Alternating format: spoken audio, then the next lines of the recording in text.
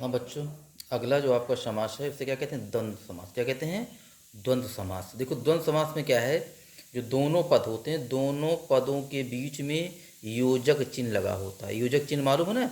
जैसे हमने लिख दिया यहाँ पे राधा, हल्का सा जो लाइन खींचते हैं बीच में, इसे क्या कहते हैं? योजक चिन्ह। क्या कहते हैं? इसे याद रखना, ये बीच में क्या है? योजक चिन्ह जो है ये द्वंद्व समास में अक्सर लगा होता है। परिभाषा क्या है? जिस समास के दोनों पद क्या हो? प्रधान हो। क्या हो? प्रधान हो। दोनों पद एक दूसरे के विपरीत अर्थ बताते हो। क्या हो? दोनों एक दूसरे का उल्टा अर्थ बताते हो, उसे हम क्या कहते हैं? द्वंद्व समास कहते हैं। और विग्रह करने पर दोनों पदों के बीच में और, एवं, अथवा, या, तथा शब्द, अधिकतर तो और लगा होता है, और राधा और कृष्ण, माता और पिता, या अथवा लगा होता है, या लगा होता है, तथा ये शब्द बीच में लगे। कहते विग्रह, जैसे मैंने राधा कृष्ण लिखा हुआ है, हम कहते हैं राधा और कृष्ण। तो जो बीच में जो योजक चिन्ह लगा होता है, विभक्ति जो लगी होती है, ये इसकी पहचान है कि विग्रह करने पे क्या है? और, एवं, अथवा, या, तथा ये शब्द बीच बीच में लगे होते हैं, उन्हें हम द्वंद्व समास कहते हैं। समस्त पद जो होता है, समस्त पद में पूर्व पद क्या होता है? प्रधान होता है इसका। उत्तर पद भी क्या होता है? प्रधान होता है। दोनों पदों में मतभेद हो। क्या हो? मतभेद हो, अर्थात दोनों एक दूसरे के विपरीत अर्थ बताते हो। क्या हो? एक दूसरे के विपरीत अर्थ बताते हो। अब इसके उदाहरण देखिए। जैसे पहला उदाहरण क्या है? राधा कृष्ण। तो पहला पद क्या है? राधा है, दूसरा क्या है? कृष्ण है। दोनों के बीच में क्या लगा हुआ है? और। क्या लगा हुआ है? दोनों के बीच में क्या लगा हुआ है? और लगा हुआ। राधा और कृष्ण लगा हुआ है। यहाँ क्या है? योजक चिन्ह लगा हुआ है। अपना पराया, अपना पराया के बीच में क्या है? योजक चिन्ह है। अपना पूर्व पद है, पराया उत्तर पद है, दोनों के बीच में अथवा लगा हुआ है। अपना अथवा पराया। अगला है खट्टा मीठा। खट्टा और मीठा के बीच में क्या लगा है? योजक चिन्ह लगा हुआ है। खट्टा पूर्व पद है, मीठा उत्तर पद है। खट्टा और मीठा के बीच में क्या लगा हुआ है? और लगा हुआ है। अगला है भाई बहन। भाई बहन के बीच में क्या है? योजक चिन्ह लगा हुआ है।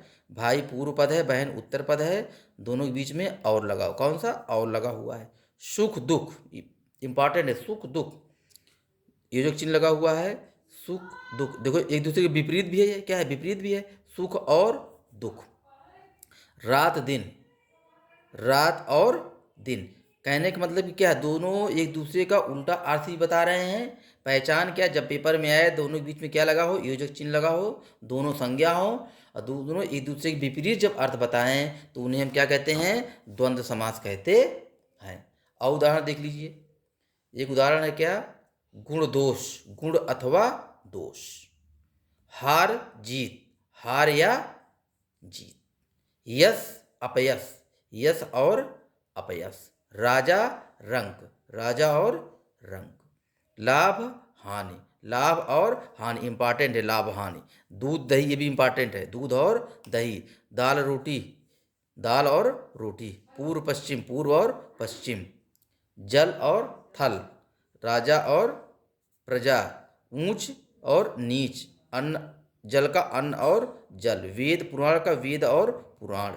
धर्म और अधर्म, अमीर और गरीब, नर नारी, भला बुरा, देश विदेश, गंगा जमुना।